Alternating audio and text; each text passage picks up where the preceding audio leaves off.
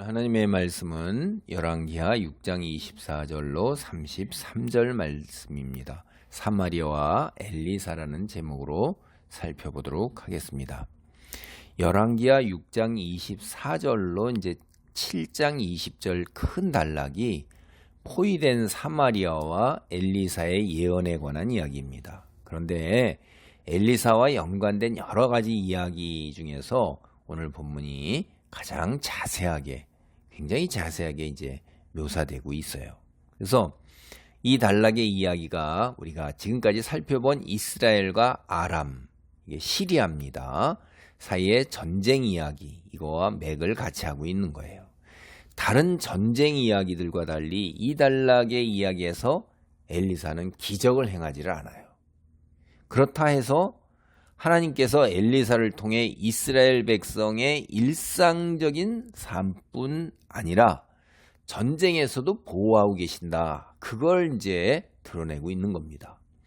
6장 24절로 7장 2절까지가 포위된 사마리아 그리고 거기에 관한 엘리사의 예언에 관해서 이야기하는 거예요. 그리고 7장 3절로 20절까지는 포위가 풀린 사마리아 그리고 엘리사가 선포한 예언이 마침내 그대로 성취되는 그런 이야기입니다. 오늘은 이 전자를 중심으로 해서 살펴보는데 먼저 포위된 사마리아의 형편 그것을 6장 24절로 33절 단락이 이야기를 합니다. 24절로 26절을 보겠습니다. 이후에 아람 왕 벤하닷이 그의 온 군대를 모아 올라와서 사마리아를 에워싸니 아람 사람이 사마리아를 에워싸므로 성중이 크게 줄여서 나귀 머리 하나에 은 80세겔이요 비둘기똥 4분의 1갑에 은 5세겔이라 하니. 이제 아람 군대가 엘리사를 잡기 위해서 이스라엘을 침입해 왔어요. 근데 엘리사가 눈을 멀게 해가지고, 그러니까 이제 실제로 맹인이 된 게 아니라 그 눈을 어둡게 해서 길치가 되게 했다 그런 말이에요. 그래서 사마리아로 인도하여 드렸어요. 여호람 왕이 모두 다 죽이려 한 거예요. 그때 당대 이스라엘의 여호람 왕이었거든요. 근데 엘리사가 여호람 왕에게 아람 군대에게 잔치를 베풀고 극진하게 대접을 해서 보내라 이렇게 얘기를 한 거예요. 그러니까 여호람은 엘리사의 말 그대로 따랐습니다. 이 덕분에 이제 한동안 이스라엘과 아람 사이의 평화가 유지되는 거예요. 이제 이렇게 죽을 줄 알았는데 그러니까 생명을 받았을 뿐 아니라 대접까지 받았으니까 다시는 여기 쳐들어올 생각을 못한 거죠. 그래서 수년 동안에 이제 그 아람 군대가 들어가지 못했는데 이스라엘에. 근데 이게 이제 수년 후에 이스라엘에 이제 다시 들어오는데 시리아의 벤하닷이 대군을 이끌고 이제 들어오는 거예요. 몇 년 동안 그 이제 그 두려움에 휩싸였던 것이 이제 어느 정도 정리가 된 거죠. 근데 이제 여기에 벤하닷 이럴 때 이 시리아 아람 왕 중에 벤하닷이라는 이름이 여러 명이 나와요. 그래서 벤하닷이란 이름이 좀 흔했구나. 우리 철수와 영이 옛날에 교과서에 나오는 이름처럼 그렇게 알 수가 있어요. 그래서 이제 여기 이제 벤하닷 할 때 하닷 이건 뭐냐면 태양이란 뜻이에요. 태양이란 뜻. 그러니까 그 벤이라는 게 아들이란 뜻이거든요. 태양의 아들이 누구예요? 이게 이제 이 고대 근동이나 심지어 이제 애굽도 그러는데 자기를 신의 아들이라 자녀라 생각했어요. 그리고 백성들도 왕은 우리하고 다른 종자다. 신의 아들이다. 그래서 지혜를 가지고 있고 그래서 우리가 섬겨야 된다. 이제 이런 것들을 여러분이 영화를 보면 많이 그런 것들을 느낄 수가 있을 거예요. 군림하고 그러는데 그런 거예요. 그래서 이름도 그렇게 진 거예요. 태양신의 아들 뭐 이렇게 진 거죠.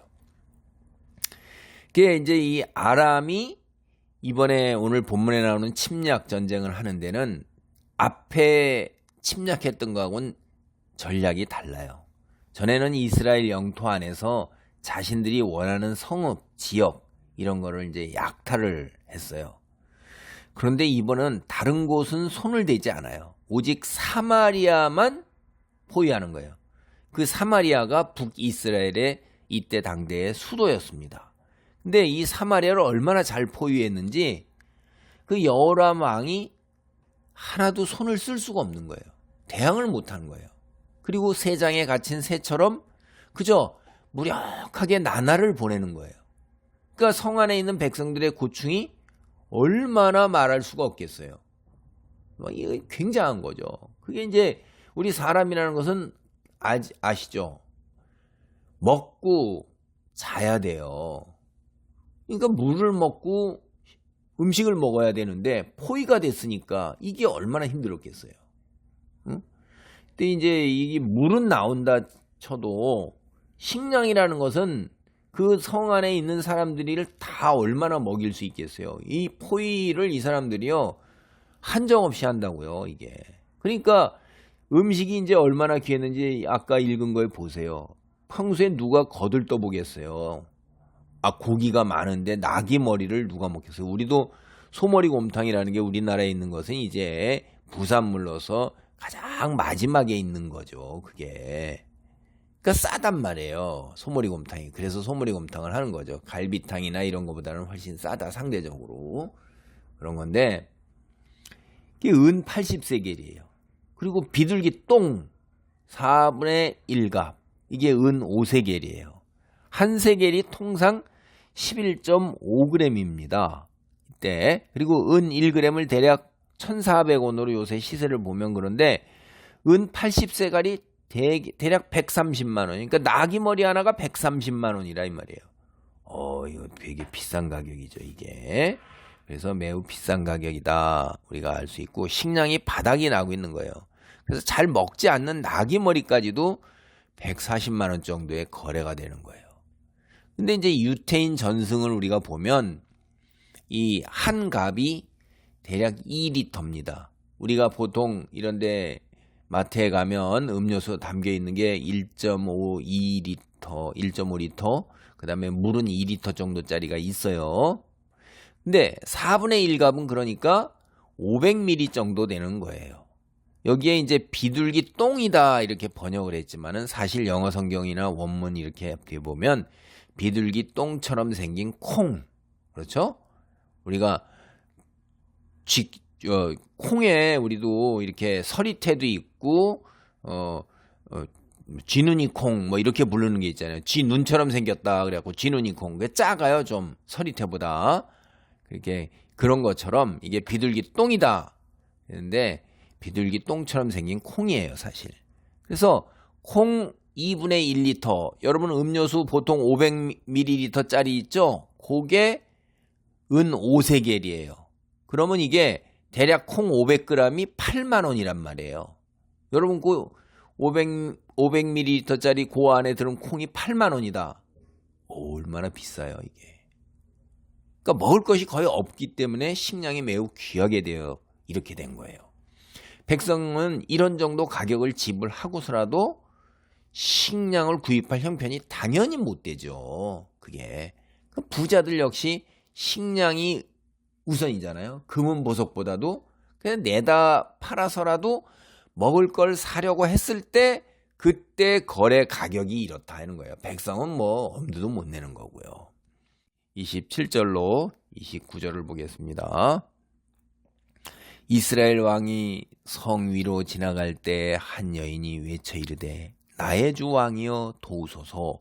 왕이 이르되 여호와께서 너를 돕지 아니하시면 내가 무엇으로 너를 도우랴. 타작 마당으로 말미암아 하겠느냐 포도주 틀로 말미암아 하겠느냐 하니라. 또 이르되 무슨 일이냐 하니 여인이 대답하되 이 여인이 내게 이르기를 네 아들을 내놓아라. 우리가 오늘 먹고 내일은 내 아들을 먹자 하매 우리가 드디어 내 아들을 삶아 먹었더니 이튿날에 내가 그 여인에게 이르되 네 아들을 내놓아라. 우리가 먹으리라 하나 그가 그의 아들을 숨겼나이다 하는지라. 이제 이스라엘 왕 여호람이 새 장에 갇힌 새처럼 아주 답답한 마음으로 이제 포위된 성벽 위를 둘러보고 있는 거예요. 그럴 때 이제 한 여인이 그게 찾아와서 상소를 하는 거예요. 근데 왕은 그 여인에게 어떤 도움도 줄 수 없다고 먼저 막은 거예요.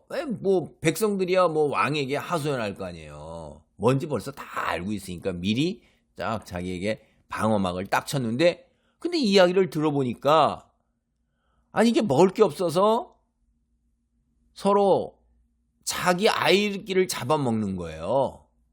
그러니까 네 아이 먼저 먹고 내 아이 나중에 먹자 뭐 이런 거잖아요. 근데 먼저 잡아먹었더니 다른 여인이 아이를 내놓지 않는다. 이거 중재해달라는 거예요. 야, 참 뭐 이런 일이 참 기가 막힌 거죠. 그러니까 여인의 상소를 보면 그 당시 이 아람 군대에게 포위된 사마리아 성 안에 굶주리면 얼마나 혹독했어요. 머리가 돌아버린 거예요. 미친 거죠 이게. 배고픈 것만 해결하려면 아니 어떻게 자식을 삶아 먹고 그런단 말이에요. 사람을 먹는 게 이게 그것도 제 자식을. 기가 막힌 거죠. 그러니까 이제 사마리아 주민들을 사실 침략자로부터 지켜주고 보호하는 게 그게 이제 고대 왕의 가장 큰 역할은 침략자로부터 자기 백성을 보호하는 거예요. 못했잖아요. 전혀 도와주지를 못했단 말이에요. 보호를 못했는데 이번에도 이 여인에게 어떠한 도움도 주지 못했어요. 응? 여러분 생각해 보세요. 그럼 누가 도와줄 수 있어요? 여호와께서만이 여인도 돕고 온 사마리아와 그리고 이스라엘 전체에 도움을 줄 수 있는 분이에요. 왕에게도 도움을 줄 수 있는 분이에요. 응? 여호람 왕이요. 여호람 왕 아버지의 어머니가 누구냐면 아합과 이세벨이에요. 아주 악독하잖아요. 그러니까 그들이 섬겼던 신이 바알과 아세라예요. 응? 근데 이 이름은 참 기가 막히게 믿음대로 졌어요.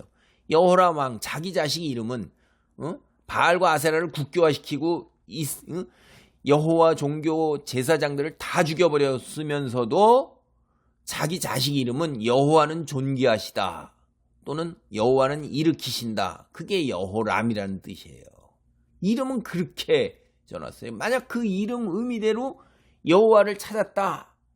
그러면 이스라엘 백성이 이런 고생을 하지 않아도 된단 말이에요. 여호람 왕은 하나님을 믿고 순종하고 의지하고 따랐으면 하나님이 통치자 되시고 하나님이 전지전능하신 분이기 때문에 아람이 쳐들어왔어도 여태껏 엘리사를 통해서 계속 구원해 주셨거든요.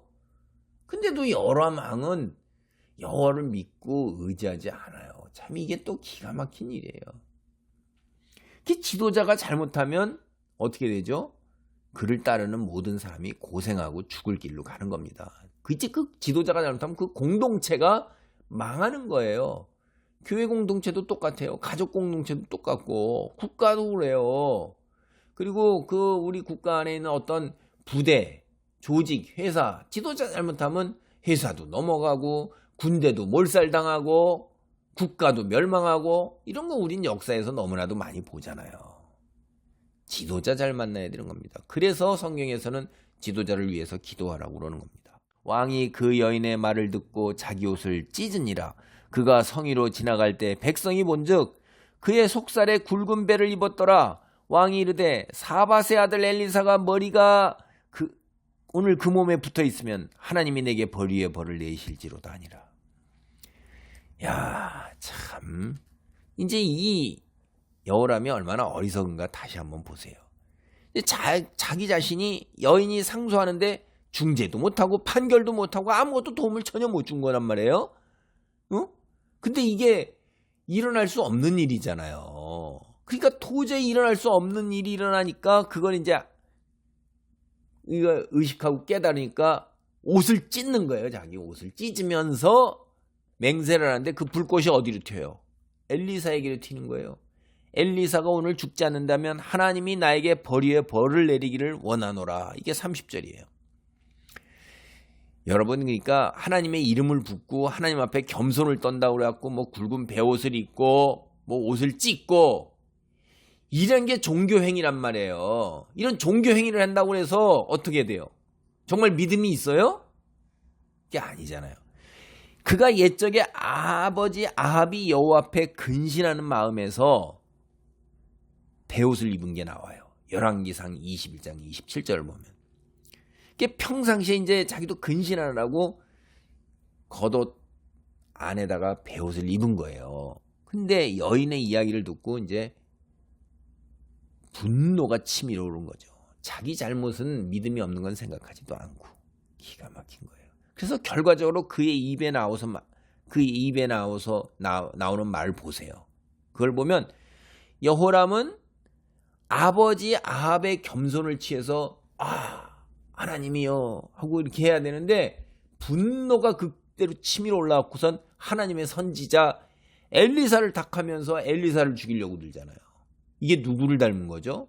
어머니 이세벨의 피에 굶주린 잔인성을 닮아버린 거예요. 아버지를 따라갔어야 되는데 근데 이제 이게 우리가 또 하나 여기서 좀 쉽게 이해하기 어려운 일이 있는데 여러분 보세요. 여호람이 왜 이런 재앙에 대해서 엘리사 탓을 하고 있을까요? 우리 전에 보세요. 여태껏 지금까지 아람 군대로부터 자기들을 구해준 사람이 엘리사예요. 그리고 방금 전에 있었던 것도 뭐죠? 엘리사를 잡기 위해서 아람 군대가 들어서 도단을 포위했을 때 그 도단이라는 지역을 포위했을 때도 아람 군대를 싹 데리고 와서 이스라엘 수도 사마리아에 데리고 와서 잘 먹이고 보내서 몇 년 동안 안 쳐들어왔잖아요. 그러니까 이 엘리사가 어떤 사람이라는 걸 다 안단 말이에요. 아람 군대를 물리치고 사마리아를 구할 수 있는 사마리아의 운명을 좌우할 수 있는 능력을 가지고 있는 걸 다 아는 거예요. 이거 하나님의 사람으로. 그런데도 왜 이렇게 할까요? 이게 참 이게 엘리사만 제거하면 모든 문제가 해결될 거라고 생각하지는 않을 거예요. 이게 근데 엘리사에게 모든 책임을 전가하고 있어요. 그리고 나아가서 여기 보면요. 하나님 여호와까지도 원망해요. 이 여호람이 신앙이 있는 겁니까 이게? 이름은 붙고 뭐 근신한다고 옷도 입고 뭐 그냥 하나님 여호와 막 이렇게 하고 그러는데 이게 뭔 일일까요? 여러분 이 성경을 잘 읽어보면 이스라엘이 정말로 여호와를 믿지 않고 떠나버리고 이방 사람들처럼 완전히 그런 것이냐? 여러분이 이게 잘 생각을 해보세요. 꼼꼼하게 읽어보면 하나님이 이스라엘을 꾸짖는 게 다신주의이기 때문인 거예요. 다신주의. 여호와도 여러 신들 중에 하나예요. 바알과 아세라, 뭐 멜렉, 뭐 온갖 신 중에 하나란 말이에요. 그런데 그가 꼭 집어가지고 하나님을 원망한다. 이거 되게 웃기죠. 자기가 믿는 여러 가지 신, 바알과 아세라는 원망 안 하고 여호와 하나님을 원망하는 거예요. 그거 되게 웃기는 일이잖아요. 자기 잘못은 전혀 인정하지 않고 자기가 여러 신을 섬기는데 하나님은 나만을 섬겨라 이렇게 얘기했는데 그걸 안 지켜서 이런 일이 벌어졌는데도 남을 원망한단 말이에요. 남에게 책임을 전가시키고 분별력이 되게 없는 거죠. 이거 지도자가 돼서는 안 된 사람이에요. 이거 남 탓하는 사람은 절대 지도자 되면 안 됩니다. 왜? 무책임한 거예요. 자기가 잘못해놓고 자기가 통치를 잘못해놓고 자기가 기획을 잘못해놓고 계획을 잘못하고 일 추진을 잘못해놓고도 다 남의 탓으로 돌리잖아요. 이런 사람 지도자 되면 공동체 사람 죽어요. 진짜 너무너무 부하들도 이런 사람 상사로 모시면 힘든 거예요. 잘된 거는 다 지공이고 못된 거는 다 남의 탓이 되는 거예요. 근데 이 세상 현실이 그렇죠. 그래서 우리 믿는 사람들은 그렇게 살지 아니하고 그렇게 살지 않아야 되는 본을 예수님이 보여준 거예요. 6장 33절입니다. 무리와 말을 할 때 그 사자가 그에게 이르니라. 왕이 이르되 이 재앙이 여호와께로부터 나왔으니 어찌 더 여호와를 기다리리요. 믿지도 않으면서 꼭 집어가지고 바알과 아세라 뭐 다른 밀곰 뭐 온갖 신을 다 섬겨놓으면서도 이걸 갖다 잘못 탓은 여호와께, 가장 전능하신 여호와께. 참. 그래서 이제 사자를 보내는 거예요. 여기 사자라는 거는 자기 밑에 부하예요. 메신저란 얘기입니다. 32절에 엘리사를 죽이려 사자를 보냈어요. 그리고 자신도 보내놓고 나서 그 뒤를 살구머니 따라갑니다. 그러나 하나님의 사람 엘리사는 이미 자신의 생명을 노리는 그 여호람이 보낸 대사, 메신저, 사자, 그리고 그 뒤를 이어서 여호람이 살짝 오고 있다는 걸 다 알아요. 하나님이 다 보여주신 거예요. 영적인 능력이 있는 사람이 뭐 이렇게 호락호락한 거다, 그런 거 아닙니다. 그래서 그와 함께 있는 장로들에게 이제 문을 열어주지 말아라 이렇게 얘기를 합니다. 우리가 뒷이야기를 쭉 다 안 읽었는데 이거 보면 그래요. 이들이 사마리아 성의 유지예요. 사회적 지배계층의 위에 있는 사람들입니다. 에스겔서 20장 1절 보면 여러분이 더 잘 알 수가 있어요. 그 왕이 엘리사를 보자 이제 딱 뭐라고 그러냐면 이 재앙이 여호와께로부터 나왔으니 어찌 더 여호와를 기다리리요.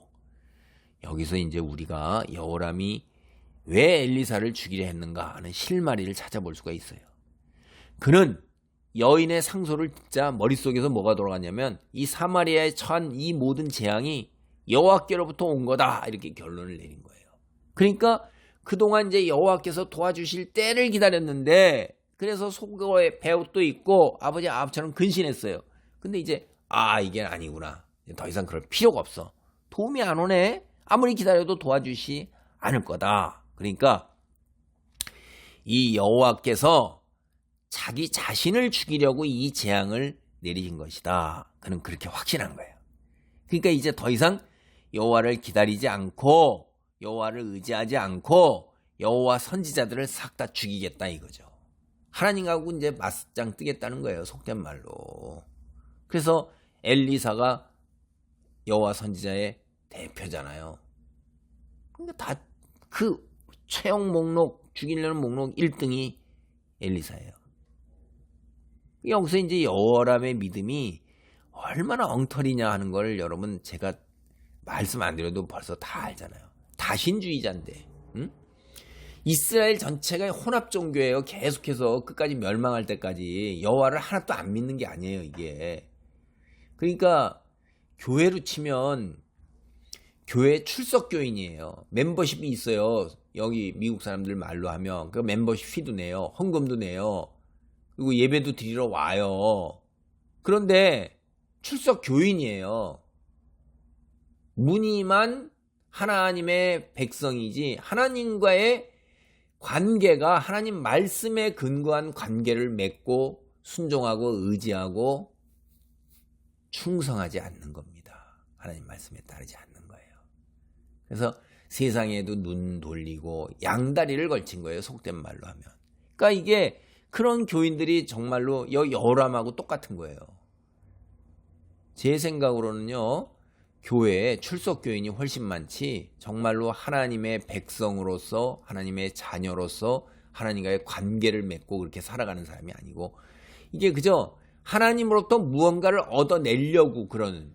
여기 보세요. 이 여호람이 바알과 아세라 온갖 신 다 섬기면서 이제 여호와께도 뭘 얻어내려고 그러는데 얻어내지를 못하니까 이제 거부하는 거예요. 그래서 순종하지 않는다.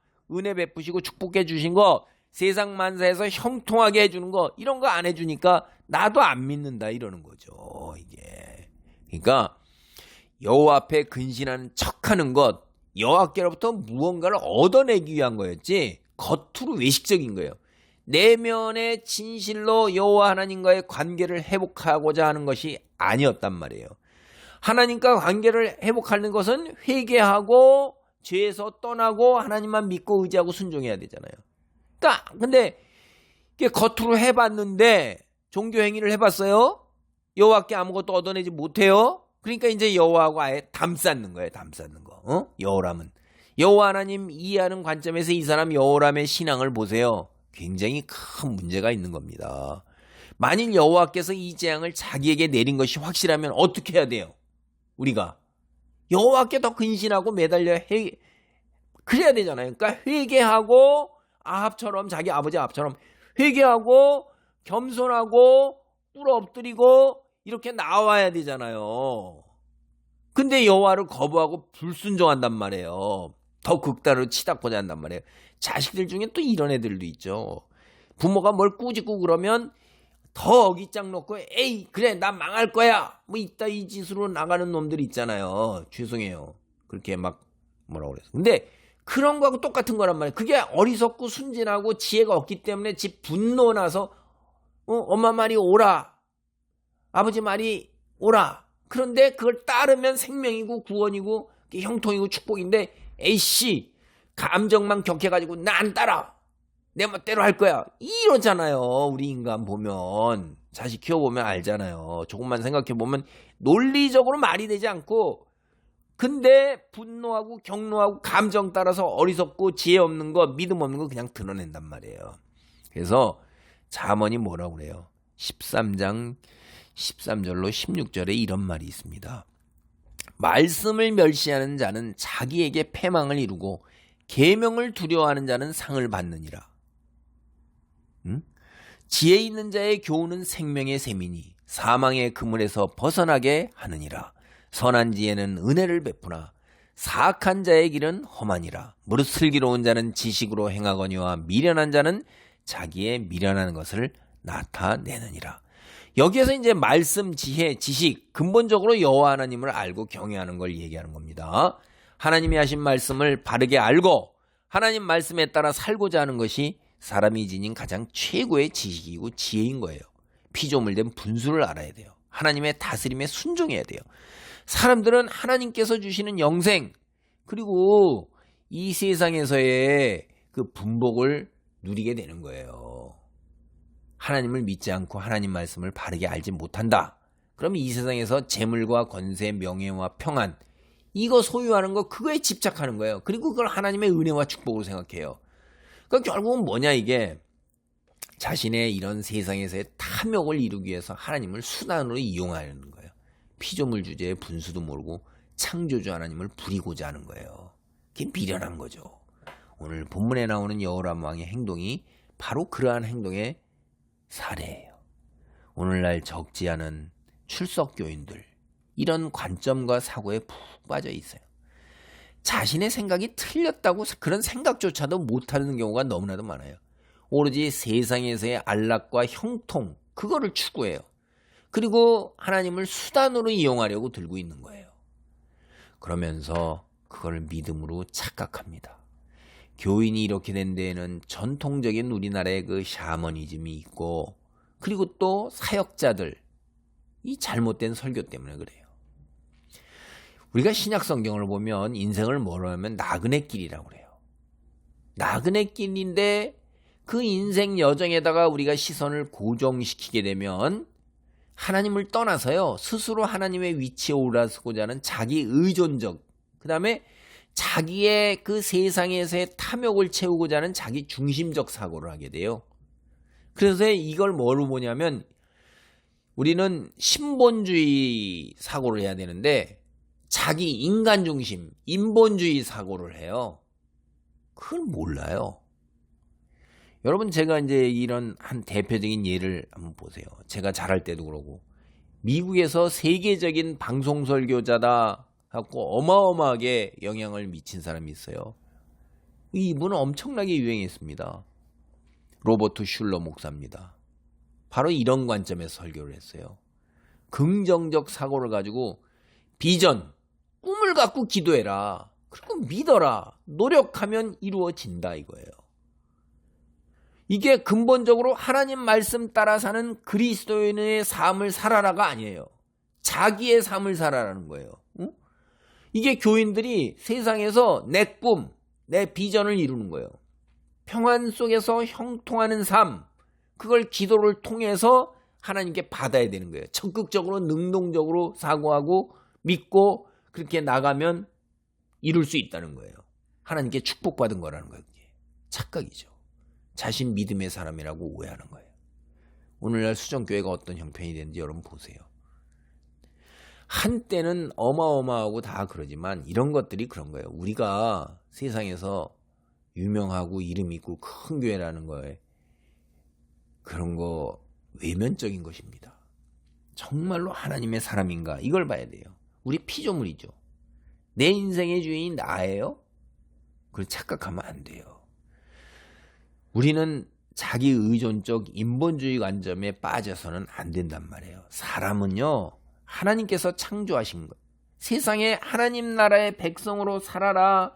그렇게 소명을 우리에게 주신 겁니다. 에덴 동산을 만들고 에덴 동산을 우리를 오셨잖아요. 그 하나님 나라란 말이에요. 내가 설정한 인생의 목표, 하나님 백성으로 살도록 우리가 부르심 받고 선택받은 거지. 내 인생의 목표 그거 이루도록 하나님께 매달리고 기도하면 그 이룰 수 있다는 그런 게 말이 안 되는 얘기입니다.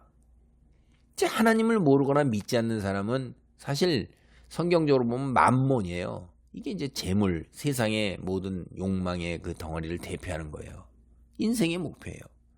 근데 이게요, 우리가 인생 나그네길이라 잠시 후에 다 소멸되잖아요. 하나님 앞에 섰을 때 이거 이 땅에서 이룬 모든 거 가져갑니까? 영원히 가요. 영혼. 그거 다 놓고 가잖아요. 세상도 다 놓고 간다고 그래요.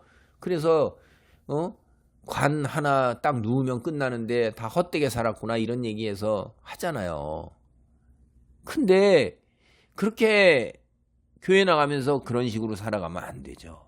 잠시 후에 소멸되고 다 없어진단 말이에요. 인생이 다 흘러가잖아요. 하나님 나라 백성이 하나님 나라에서 영원히 누리는 것, 그걸 목표로 삼아야지. 영원한 시간에 이때여 살아야지. 이 세상에서 100년도 안 되는 삶에다가 그걸 목표로 해서 살면 돼요? 성경 그렇게 얘기하지 않는데, 진리를. 하나님께서 우리에게 영생을 목표로 하나님의 사람, 하나님과의 관계 바르게 설정해서 하나님의 백성으로 살아가라고 하나님이 창조하신 세상이 그렇게 디자인되어 있는 거예요. 그게 에덴 동산이잖아요. 그리고 다시 창조하신다고 그러잖아요. 다시 오시는 날. 그렇게 알고도, 성경을 알고도 하나님 말씀에 순종하지 못한다. 그건 믿음이 없는 거예요. 그리고 세상 사람하고 다르게 사는 모습이 여러분 겉으로 볼 때 똑같아요. 그리고 내가 교회 출석하고 종교 행위하죠.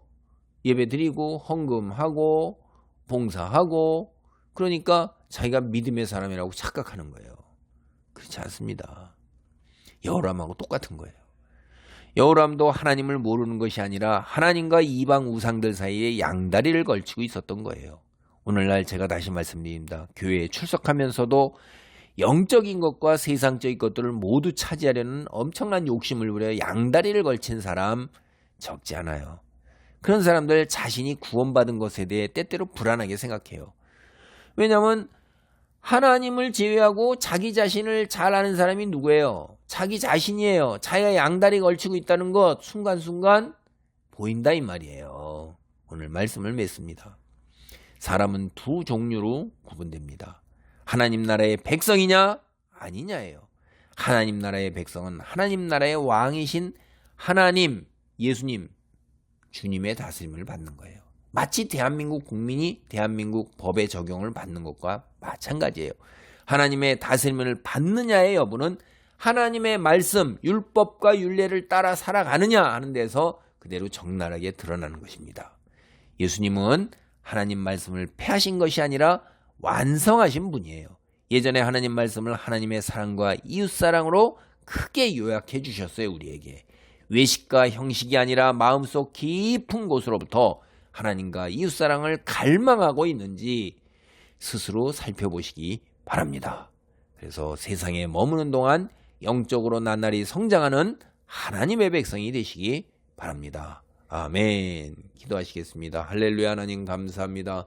오늘 아람의 그 침입을 통해서 여호람 왕이 세상 양다리를 걸치고 아버지 믿음이 있는 척하는 것을 보고 나의 믿음을 되살펴보는 계기를 만들게 됨을 감사합니다. 하나님, 피조물된 본분을 알고 하나님의 백성으로서 이 땅에 하나님과 바른 관계를 맺고 진심으로 순종하고 충성하고 헌신하기를 간절히 사모합니다. 덧입혀 주시고 능력을 덧입혀 주시고 성령을 충만하게 해 주시고 아버지 세상 것들 욕심내지 않고 내려놓는 능력을 덧입혀 주옵소서. 예수님의 이름으로 기도하옵나이다. 아멘.